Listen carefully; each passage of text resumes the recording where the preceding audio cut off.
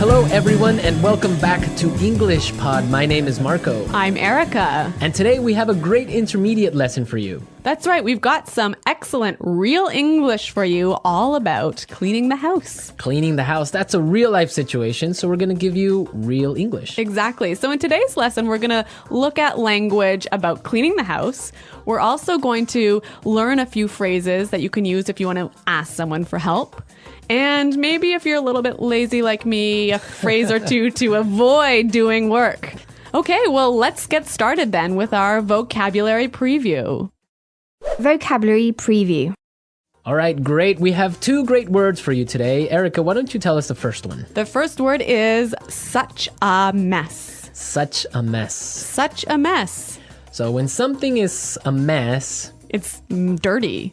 Yeah, or things are everywhere. Disorganized. Yeah, so, you have your clothes on the floor and your shoes on... Okay, so that sounds a lot like my desk at work. Your shoes on your desk. Yeah, I've seen that. I've been wanting to ask you about that.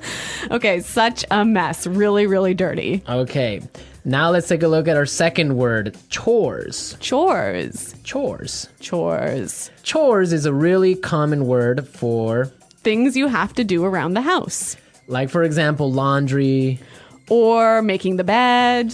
Or when you have to take out the garbage. Those are all examples of chores. Chores, yeah. I guess everyone can remember when they were kids, they had chores to do. Yeah, when I was a kid, it was my chore to chop wood. Chop wood? Yeah. That's a great chore. Playing with an axe. Maybe if you're a boy, but for a girl, it was not so great. That's why you're so strong and fit. All right, so let's listen to our dialogue for the first time. It's going to be kind of fast. But don't worry if you miss something, because we'll explain all of the important language afterwards.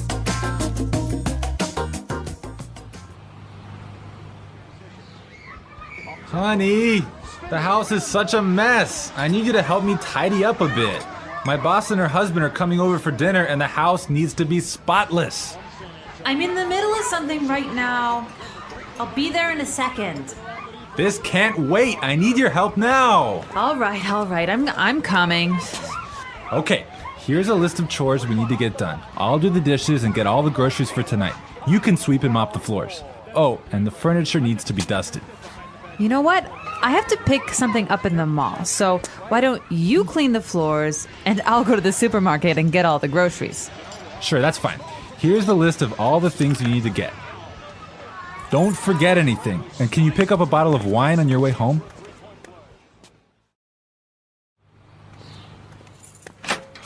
Hey, honey, I'm back.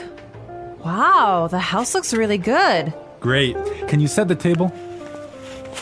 Just a sec. I'm just gonna vacuum this rug real fast. Wait, don't turn it on!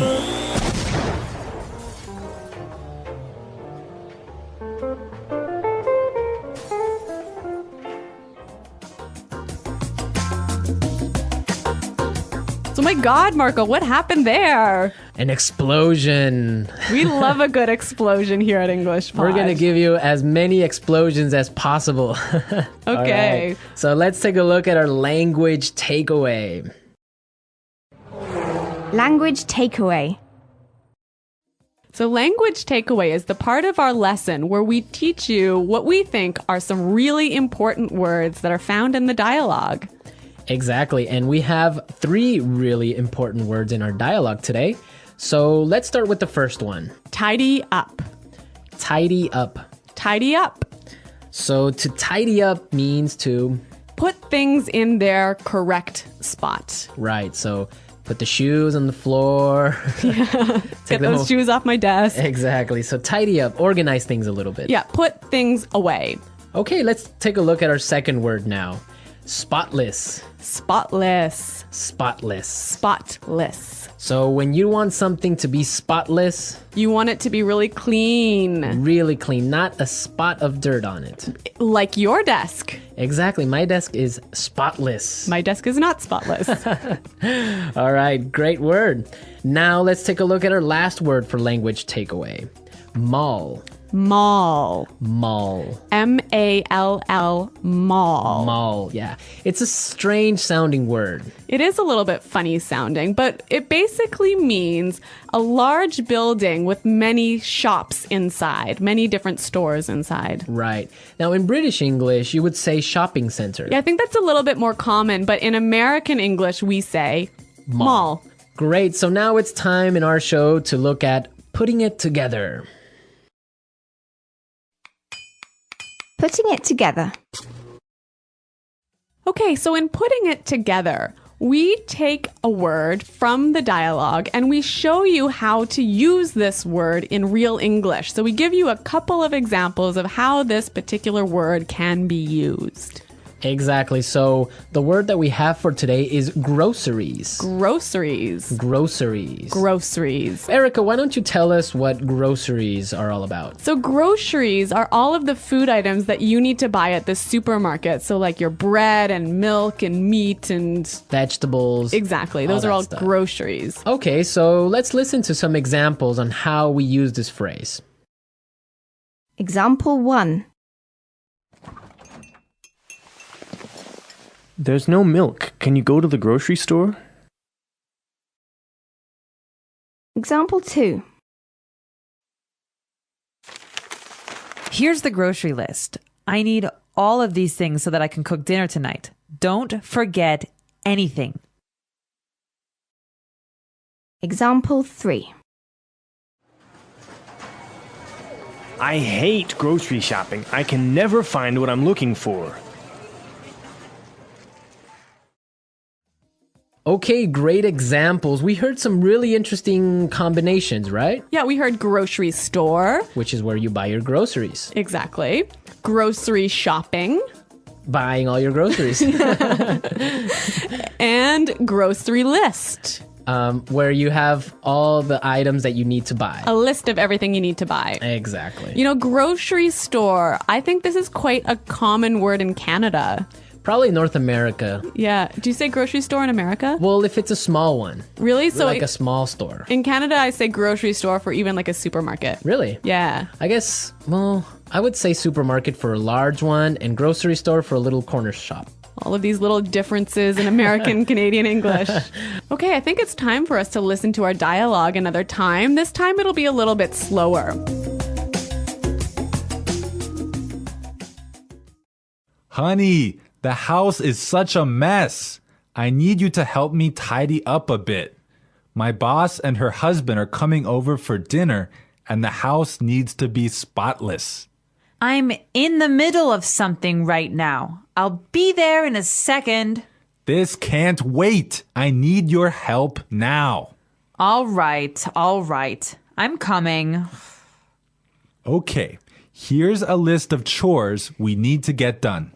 I'll do the dishes and get all the groceries for tonight.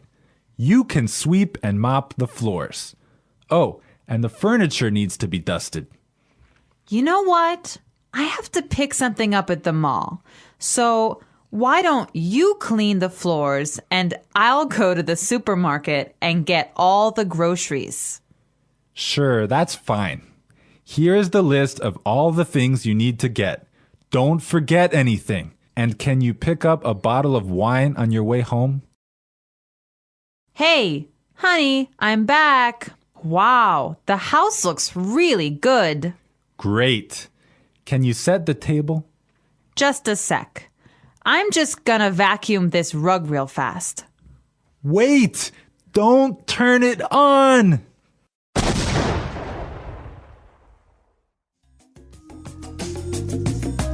Okay, great stuff. Love hearing that explosion. That vacuum just is a bomb. Yeah. In this dialogue, there was some really interesting language that you can use if you don't want to do any chores in the house. Exactly. So it's time now for Fluency Builder. Fluency Builder. You know, Fluency Builder is a part of our show that we use to take a common phrase or a word that you already know and show you how to express that idea more fluently and more naturally. Exactly. So let's take a look at our first idea that we want to explain. let's say you're watching TV like the woman in this dialogue, and your husband wants you to help him do the chores. And you say, no, I'm busy. Right. Or I'm doing something. Those are two great expressions, but we heard something a little bit different in the dialogue. I'm in the middle of something right now. I'm in the middle of something right now. Yeah, that phrase is great. It means she's busy. She's doing something. Yeah, I'm in the middle of something. Yeah. And so, Marco, you can tell us about our next phrase. Okay, well, now suppose that you want to say you'll be there soon. You might say, I'll be there soon, or... I'm coming. Exactly. But in our dialogue, we heard something a little bit different. Let's listen. I'll be there in a second. I'll be there in a second.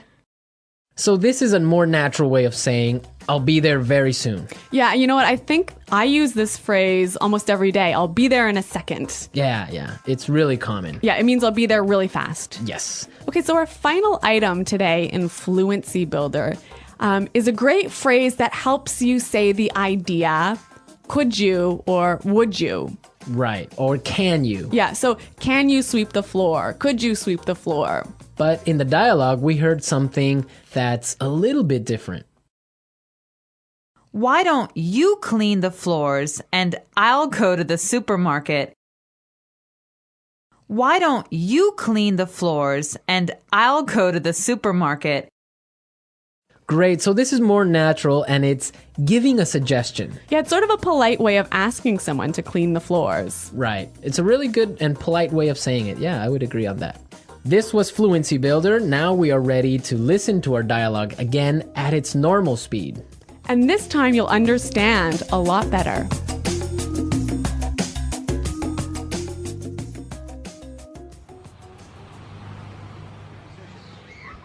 Honey, the house is such a mess. I need you to help me tidy up a bit.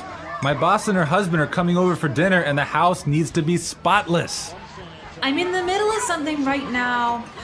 I'll be there in a second. This can't wait. I need your help now. All right. I'm coming. Okay, here's a list of chores we need to get done. I'll do the dishes and get all the groceries for tonight.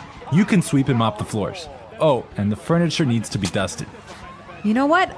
I have to pick something up in the mall. So why don't you clean the floors and I'll go to the supermarket and get all the groceries. Sure, that's fine. Here's the list of all the things you need to get. Don't forget anything. And can you pick up a bottle of wine on your way home?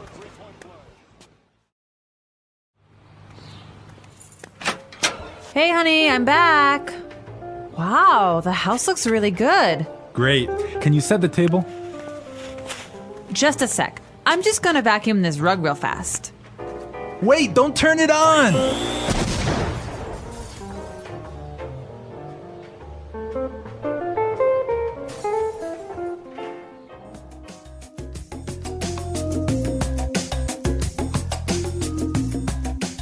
Has this ever happened to you? Has your vacuum cleaner exploded in your house? Well, not a big explosion like this one. Not so dramatically. Not so dramatically.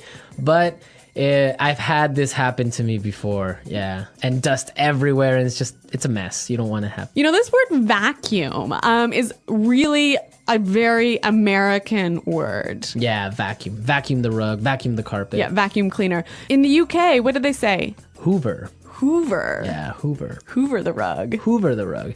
Which is interesting because it's actually a brand. Yeah. So I guess it's kind of like American English. You say, pass me a Kleenex. Oh, that's true. That would be like a tissue. Yeah. So I guess they say Hoover the rug or Hoover the house. Yeah. Wow.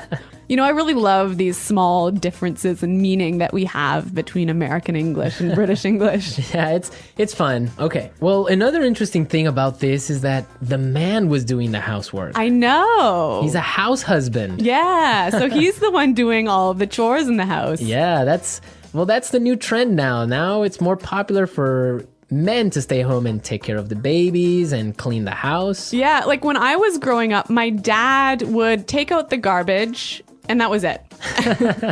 My mom had to do everything else. But now I think it's becoming a lot more common, especially in North America, for the household chores to be divided between the man and the wife equally. Yeah, I think it's fair. Me too. Yeah. You'd make a good husband, Marco.